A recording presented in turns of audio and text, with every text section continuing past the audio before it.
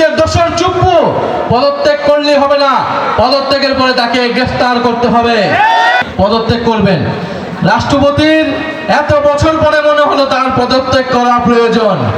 রাষ্ট্রপতি পদত্যাগ করবে না, হয়তো সরকারি রাষ্ট্রপতিকে সরিয়ে দেওয়ার পরিকল্পনা করছে। চিন্তা করে দেখুন, এই বিএনপি সরকার যারা বলে 2/3 আসন পেয়ে তারা সরকার গঠন করেছে, 5 মাসে তারা আওয়ামী লীগের রাষ্ট্রপতি পরিবর্তন করতে পারে নাই।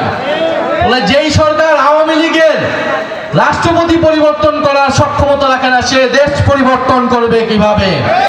ফলে আমরা মনে করি ফ্যাসিস্টের দোসর চুপ্পু পদত্যাগ করলে হবে না, পদত্যাগের পরে তাকে গ্রেফতার করতে হবে। কারণ গণহত্যায় তার সমর্থন রয়েছে, দুর্নীতিতে তার স্পষ্ট প্রমাণ রয়েছে যে দুর্নীতিবাদ।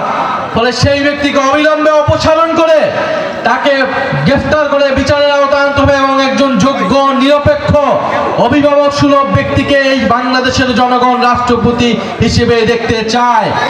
আমরা দেখেছি বিএনপি সরকার অতীতেও রাষ্ট্রপতি নিয়ে অনেক টালবাহানা করেছেন। কোনো জনপ্রিয় ব্যক্তিকে, নিজের দলের ব্যক্তিকেও তারা রাষ্ট্রপতি হতে দেয় না। তারা এতটাই ভয় পায়, সবকিছু কুক্ষিগত করতে চায়, সবকিছু নিয়ন্ত্রণ করতে চায়।